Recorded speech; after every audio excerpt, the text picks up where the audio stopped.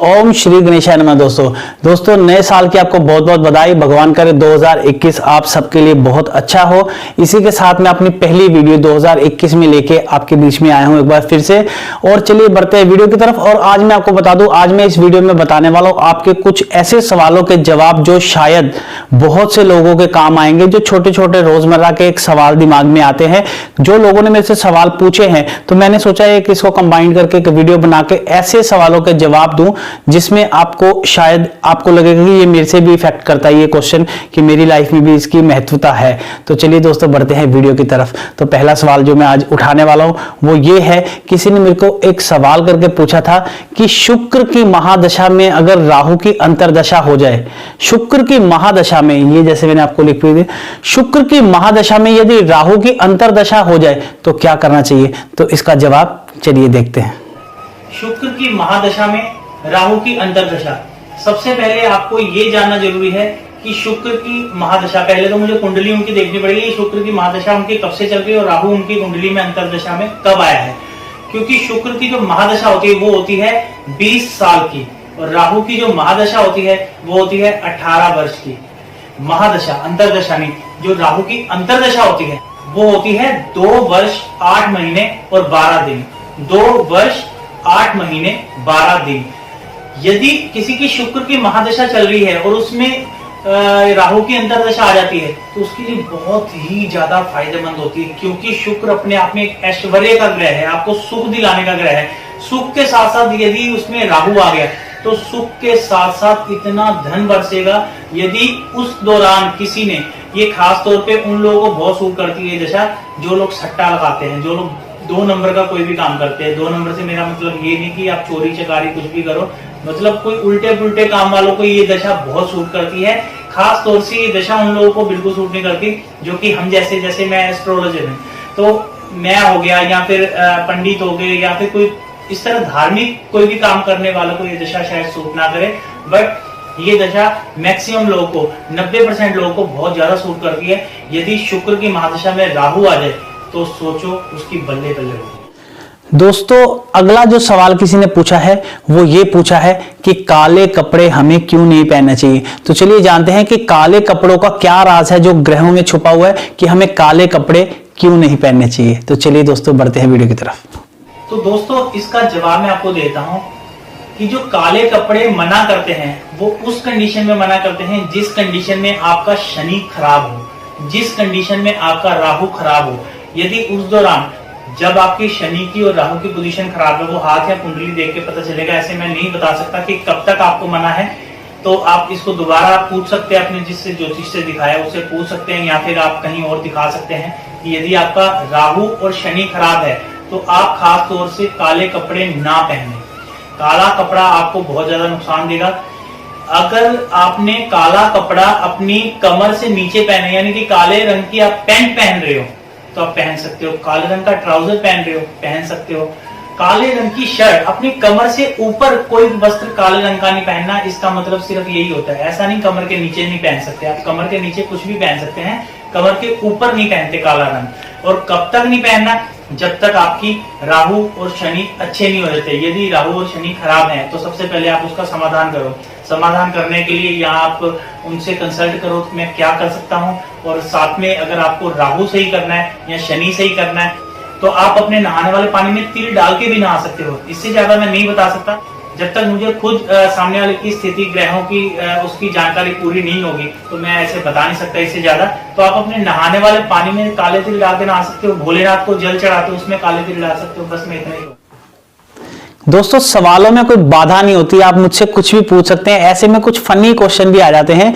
किसी ने मुझे ऐसा ही एक सवाल पूछा है कि मैं मंगल के व्रत लगातार रखता आ रहा हूं, लेकिन मेरे हाथ में, जैसा कि मैंने एक वीडियो बनाई थी हस्तरेखा का संपूर्ण ज्ञान, उसमें एक क्वेश्चन पूछा गया है कि मेरे हाथ में, मैं मंगल का व्रत रखता हूं लेकिन मेरे हाथ में मंगल रेखा क्यों नहीं है। व्रत और मंगल रेखा, इसमें आपस में क्या संबंध है। चलिए इसका आंसर देखते हैं, इसका क्या आंसर है। अभी मैंने अपनी पिछली वीडियो में बताया था जिसमें हस्तरेखा की संपूर्ण जानकारी मैंने अभी वीडियो डाली थी, तो उसमें मैंने बताया था कि मंगल रेखा कि जिसके हाथ में मंगल रेखा होती है तो उसका शुभ फल बहुत ज्यादा होता है। और उसका क्या होता है, मैंने उसकी पूरी विवरण दिया, अगर आप देखना चाहो तो मैं डिस्क्रिप्शन में उसका लिंक दे दूंगा। तो उन्होंने ये पूछा है कि मैं मंगल के फास्ट पिछले 8 साल से कर रहा हूं लगभग, लेकिन मेरे हाथ में मंगल रेखा नहीं है। दोस्तों, मंगल रेखा मंगल के फास्ट से इसका कोई संबंध नहीं है। और जो आप व्रत रखते हैं, आप कह रहे हैं पिछले 8 साल से व्रत रखता हूं, तो मैं आपको थोड़ा सा यहाँ पे रोक के टॉपिक थोड़ा सा हटके आपको एक चीज बताता हूँ जो आपके लिए सबके लिए बहुत ज्यादा लाभदायक है। अगर आपने ये चीज सुन ली, जो लोग लगातार व्रत रखते हैं, कोई बृहस्पति का रखता है, कोई सोमवार को रखता है, कोई मंगलवार को रखता है, सब व्रत जैसे भी जो भी रखते हैं, शुक्रवार को भी रखते हैं, आपको एक चीज का सबसे पहले पता होना चाहिए कि कुछ भी व्रत करने से पहले, व्रत मतलब होता है संकल्प, कोई भी संकल्प लेने से पहले आपको पता होना चाहिए कि ये संकल्प मैं क्यों ले रहा हूं और कितने टाइम तक ले रहा हूं। समय आपको निश्चित करना पड़ेगा कि मैं 11 व्रत करूंगा, 21 व्रत करूंगा या 31 व्रत करूंगा। तो उतने व्रत जब आपके कंप्लीट हो जाते हैं, उसके बाद एक बार आपको उद्यापन करना होता है। बेशक उसके बाद एक नागा डाल सकते हैं, उसके बाद आप फिर रीस्टार्ट कर सकते हैं, लेकिन फिर वही संकल्प लेके फिर उसका आपको उद्यापन भी करना होता है। यदि आप लगातार 8 साल से व्रत रख रहे हैं मंगल के और आपने अभी तक उद्यापन नहीं करा, तो ये आपके लिए मंगल दोष भी बन सकता है। ये चीज आपको बड़ी अच्छे से जानकारी होनी चाहिए, क्योंकि बहुत से लोग व्रत तो रखते हैं लेकिन उसका उद्यापन नहीं करते। उद्यापन करना भी उतना जरूरी है जितना आपका व्रत करना। तो मेरे को लग रहा है आप समझ गए होंगे अच्छे से कि मंगल रेखा और इसका कोई संबंध नहीं है। और व्रत से लेके भी मैंने जो आपको नियम बताए, आपको इसका पालन करना चाहिए, क्योंकि ये मैं खुद नहीं बता रहा, हमारे शास्त्रों में इसके बारे में लिखते हैं। दोस्तों, कहते हैं कि जो हमारे ग्रंथ हैं उसका हमारे जीवन से बहुत एक महत्व जुड़ा होता है। ऐसे ही किसी ने एक भागवत कथा सुन के एक क्वेश्चन पुट किया है, क्योंकि वहां पे जो सोने के अंदर कलयुग का वास बताया गया, तो उन्होंने एक मेरे से क्वेश्चन रेज करा है कि क्या हमें सोना नहीं पहनना चाहिए। तो आइए इसका क्या आंसर है ये जानते। संसार की लगभग सभी चीजें दूषित है और सभी चीजें दूषित नहीं है। कोई भी चीज अगर दूषित है, आप सबसे पहले उसको अपने ईष्ट को, जिसको आप मानते हो, भगवान, गॉड, अल्लाह, ईश्वर, जिसको भी आप मानते हो, कोई भी चीज आप लेते हो, चाहे वो वस्त्र हो, चाहे वो खाने पीने की हो, चाहे वो कोई भी श्रृंगार का सामान हो, जैसे आपके आभूषण हो, आप उसको सबसे पहले भगवान को अर्पण करो। भगवान को कोई भी चीज अर्पण के बाद उसके दोष खत्म हो जाते हैं। भगवान क्या लेता है, जब आप कोई चीज का भोग भी लगाते हो, अगर लड्डू का ही भोग लगवा रहे भगवान को, तो लड्डू तो आपके वहीं रहते हैं, वो भगवान उसके भाव ले लेता है। तो इसी प्रकार जो आप भगवान को चीज अर्पण करते हो, अगर उसमें कोई दोष है, भगवान उसके दोष भी ले लेता है। तो यदि आप कोई भी आभूषण लेते हो, चाहे वो स्वर्ण भूषण हो, चाहे वो चांदी के हो, तो आप उसको पहन सकते हो, लेकिन इतना जरूर करो कि कभी भी कोई वस्तु घर पे आए, सबसे पहले उसको भगवान को अर्पण करके उनका आशीर्वाद लेकर तब उसको धारण कीजिए। इसका जवाब। दोस्तों, जैसा हम जानते हैं कि कोई ना कोई ग्रह से कोई ना कोई बीमारी, जो हमें बीमारियां होती हैं, उसका किसी ना किसी सीधी तरह हमारे ग्रह से संबंध होता है। और कौन से ग्रह से किस बीमारी का संबंध होता है, इस बारे में मैंने बहुत सी अनेकों वीडियो बनाई हैं। तो आज जो किसी ने पूछा है कि पेट की समस्या, मेरे को अक्सर पेट की समस्या रहती है, तो इसका कौन से ग्रह से क्या संबंध है और इसको सही कैसे किया जा सकता है, तो चलिए देखते हैं इसका क्या जवाब है। अब मैं बिना कुंडलियां हाथ देखे तो नहीं बता सकता इसका क्या कारण होता है, लेकिन पेट खराब होने की 2-3 वजह आपको बताता हूँ। एक तो पेट बृहस्पति के कारण खराब होता है। जो बृहस्पति है उसका जो सीधा संबंध होता है हमारे शरीर से, वो होता है लीवर से। यदि किसी का बृहस्पति ग्रह खराब है, उसका लीवर खराब होना शुरू हो जाएगा, उसके लीवर में कोई ना कोई परेशानी आनी शुरू हो जाएगी, जिससे क्या होगा, उसकी पाचन शक्ति खराब हो जाएगी। पाचन शक्ति खराब होने से पेट में लगातार कोई ना कोई समस्या बनी रह सकती है।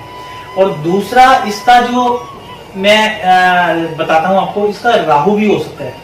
राहु अगर किसी का खराब है, क्योंकि राहु आप कहते तो सर तक है, लेकिन राहु कमर तक और पेट तक भी इसकी बाधा करता है। तो अक्सर जिनके राहु खराब होते हैं उनका पेट भी खराब होता है, तो वो आपका कोई भी सिस्टम सही से चलने नहीं देता पेट का। और तीसरा, इसका सबसे मुख्य है शनि। शनि, क्योंकि शनि जिसका खराब है उसको गैस की प्रॉब्लम बड़ी होगी, गैस्ट्रिक प्रॉब्लम जिसको बोलते हैं, बहुत ज्यादा उसको गैस की समस्या होगी। और गैस की समस्या सबसे ज्यादा जो होती है वो होती है सिर में या फिर पेट में। पेट और सिर इसके मुख्य स्रोत हैं जहां पे गैस की सबसे ज्यादा समस्या होती है। यदि गैस से लेके कोई दिक्कत हो रही है तो ये आपका शनि ग्रह का। बाकी जब तक मैं उसको अच्छे से देखूंगा नहीं, मैं उसको पूरी तरह बता नहीं सकता, लेकिन ये 3 ग्रह मुख्यतः जो पेट को परेशान करते हैं, गुरु, राहु और शनि। दोस्तों ये जो सवाल किसी ने पूछा है ये आप सबके निश्चित रूप से आप सबके लिए काम आने वाला है। किसी ने पूछा है कि हम घर में पितरों के लिए क्या कर सकते हैं जिससे पितृ दोष निवारण हो सके और पितृ हमसे प्रसन्न हो सके, जिससे पितरों का आशीर्वाद हमें प्राप्त होता रहे। तो चलिए देखते हैं इसका क्या जवाब है कि पितरों को हम कैसे खुश रख सकते हैं, उनका आशीर्वाद कैसे हम प्राप्त कर सकते हैं। पितृ दोष अगर किसी के बनता है तो आप घर पे क्या कर सकते हैं, बिना पूजा पाठ कराए आप क्या कर सकते हैं कि जो भी आपके पितृ हैं, जिनकी आप जो हमारे बीच में नहीं रहते, उनकी जो घर में तस्वीर लगाते हो, एक तो वो दक्षिण दिशा में हो, दक्षिण दिशा में हो सके तो शाम को उनको दीपक जरूर उनके सामने जलाएं, यदि ना हो तो कम से कम शनिवार के दिन तो जरूर जलाएं। इससे एक चीज और मैं आपको बताता हूँ, इसका और क्या हो सकता है, शनिवार वाले दिन घर के आसपास आपके जो भी पीपल हैं, पीपल के पेड़ पे जाके एक सरसों के तेल का दिया जला के उसमें थोड़े से काले तिल डालने हैं और वो हाथ जोड़ के प्रार्थना करनी है कि हमारा यही सामर्थ्य है पितरों के लिए, पितरों से आपने प्रार्थना करनी है, इसको आप स्वीकार करो, ये हम आपके नाम से जला रहे हैं। इससे ज्यादा अगर हमसे अगर कोई त्रुटि हुई हो, कोई भूल हुई हो तो हमें क्षमा करें और अपना आशीर्वाद हमेशा हमारे पे बनाए रखें। शनिवार को आप पीपल के पेड़ पे काले तिल डाल के कोई भी पितरों के लिए काम करें, कोई भी, चाहे पितरों को भोजन दें, चाहे पितरों के लिए आप जल निकालें, चाहे पितरों के लिए कुछ भी अगर आप करते हैं उसमें काले तिल डालना बहुत ज्यादा अनिवार्य है, क्योंकि काले तिल ही स्रोत बनता है उन तक कोई भी चीज पहुंचने का। तो इस चीज को ध्यान से आप याद रखो कि काले तिल को आपको घर में रखना है। जब पितरों के लिए कुछ भी करना है उसमें थोड़े से चुटकी भर काले तिल जरूर डालना है। दोस्तों अगला जो किसी ने मुझे सवाल पूछा है वो ये पूछा है कि सूर्य के साथ यदि राहु आता है तो क्या होता है। जैसे मैंने बताया था कि बृहस्पति के साथ यानी कि गुरु के साथ अगर राहु आता है तो गुरु चंडाल योग बन जाता है, यदि मंगल के साथ आता है राहु तो मंगल चंडाल योग बन जाता है। तो चलिए दोस्तों जानते हैं यदि सूर्य के साथ राहु आते हैं तो क्या होता है। इससे मिलने से सूर्य ग्रहण योग बनता है। ग्रहण होने से क्या होता है कि जब पृथ्वी और सूर्य के बीच में राहु आता है तभी सूर्य को ग्रहण लगता है। सूर्य को ग्रहण लगने का मतलब है यदि आपकी कुंडली में ऐसा होता है या आपके हाथ में ऐसी कोई दशा बनती है कि अगर आपके उसमें सूर्य ग्रहण बनता है योग, तो ये बहुत ज्यादा खतरनाक होता है। इसमें क्या होता है, इंसान जो जातक होता है उसके पिता की मृत्यु का योग भी बन सकता है, उसका समाज में बहिष्कार हो सकता है, ऐसे इंसान को नौकरी से हाथ धोना पड़ सकता है, ऐसे इंसान के सरकारी मुकदमा अगर उसका कुछ चल रहा है वो हार सकता है। लगभग ये है कि ये मान मर्यादा प्रतिष्ठा पे बहुत बड़ा एक धब्बा लगा के जा सकता है। तो इसको जितनी जल्दी हो अपने सूर्य को प्रबल करके राहु को कमजोर करना, इसमें मुख्यतः यही आपका टारगेट रहना चाहिए। तो मैं समझता हूँ आपने अच्छे से समझ लिया कि यदि सूर्य ग्रहण बनता है तो आपको क्या करना चाहिए। दोस्तों मेरी एक वीडियो थी तिलों का, शरीर पे तिलों का महत्व, उसमें से किसी ने एक क्वेश्चन किया है मुझे कि यदि पुरुष के हाथ की विवाह रेखा पर तिल हो तो क्या होता है। हाथ पे या कहीं पे भी बॉडी पार्ट में कोई तिल होता है उसका क्या महत्व है, इसका मैंने बताया था। तो स्पेशली ये क्वेश्चन रेज हुआ है कि यदि पुरुष की विवाह रेखा पे तिल हो तो क्या होता है। तो चलिए जानते हैं पुरुष के हाथ की विवाह रेखा पर यदि तिल हो तो क्या हो, इसका जवाब जानते हैं। यदि जेंट्स की मैरिज की लाइन पे तिल हो तो उसका क्या प्रभाव होता है, तो उसका मैं आपको बताता हूँ कि उसका क्या प्रभाव होता है। उससे ये होता है कि उसमें भी ऐसे ही नेगेटिव ही रहेगा, उसका कोई पॉजिटिव असर नहीं है कि शुभ संकेत नहीं है, ये भी एक शुभ संकेत ही है। मैरिज में कोई ना कोई बाधाएं आती रहेंगी, कोई ना कोई तकलीफें आती रहेंगी। इसमें खास तौर से आदमी के ऊपर तकलीफ आने का ज्यादा चांस है। यदि उसकी मैरिज होती है और उसके हाथ में काला तिल है तो उसकी एक्सीडेंट मृत्यु का योग बना रहता है। और ऐसा भी होता है कि शादी हो सकता है ज्यादा ना चले, उसमें डिवोर्स का भी योग बन सकता है। और ऐसा भी हो सकता है कि उस जातक की पत्नी किसी के साथ भाग जाए।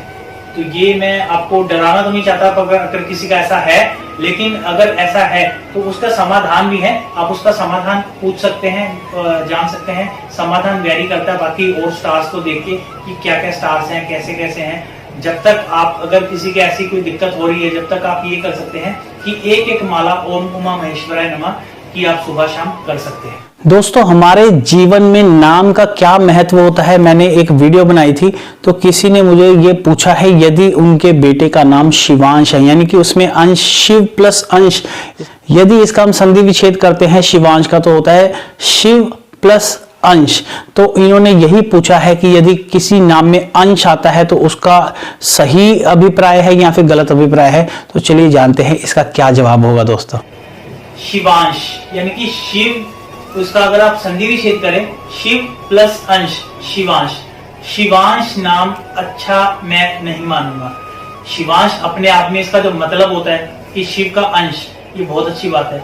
आप अपने बेटे का नाम शिवा रख दो, शिव रख दो, कुछ भी रख सकते हो, संपूर्ण नेम रखो, अंश क्यों लगा रहे हो?